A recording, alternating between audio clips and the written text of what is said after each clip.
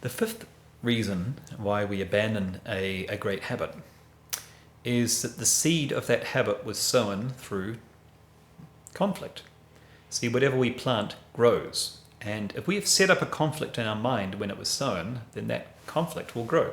So, for example, if we said, right, I'm going to do this thing, come what may, for the next 40 days, with a sense of I'm going to bludgeon that part of me that wants to be lazy into submission, or I'm going to bludgeon that part of me that wants to stay in its comfort zone into submission, we set up a conflict, because you know that part of you, that ego, that part that wants to go back to its comfort zone still exists there, right?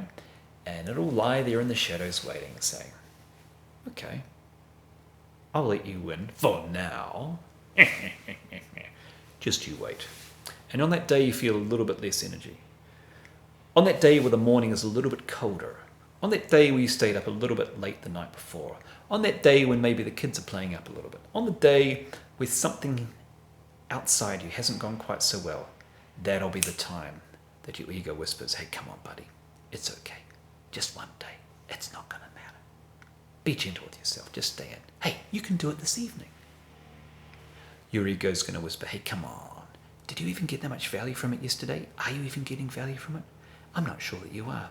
Sure, Daniel said do it for 40 days, but hey, look, how long has it been? You would have noticed benefits by now. Come on, it's probably just something he says. Anyway, how do you know? How do you know it's going to work for you? You don't know. Maybe it just works for him, but not you. All these voices of doubt will start getting whispered into your ear.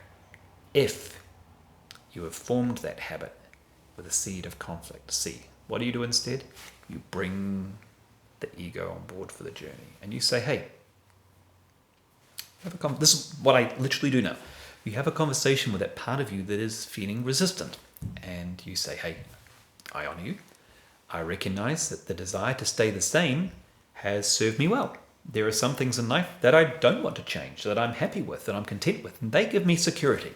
So thank you for that impulse. This is something that I'm wanting to optimize, because I believe if we do, that this is going to be good for us. Both the part that wants growth and the part that wants comfort, because ultimately this is going to give us more comfort, not less. Because by elevating energy levels, it's going to make us more happy, more of the time. But I don't know if that's true, and you have a point that I don't know with certainty this will work for me. I might be the exception. You're absolutely right. I'm not going to argue the toss with you on that one. You raise a great point. Our experience trumps everything. At which point the intellect and the ego is going, really? Well, hang on a minute. I'm not used to you agreeing with me. I'm used to you trying to beat me into submission. And you say, yeah, so it's only fair and reasonable that we should run this experiment. And let's just try it for 40 days. What's the worst that can happen? And at the end of that 40 days, so if it doesn't work, I'll say, look, I'm real sorry, I wasted that time, and we'll go with things your way. But if it works, and we both say, hey, this actually is getting some great results, and we're more comfortable, more happy than ever, we can keep running with it. What do you say? In which case, that part of you which would otherwise be resistant will probably go, all right then. And that's a win. That's a win. Because now that part of you is not going to whisper all those destructive things, because it was never feeling aggrieved and beaten into submission and ignored and put in the naughty corner and made wrong in the first place. So make decisions with all of your being on board. Speak to the part of you which you know has that resistant tendency. Honor it.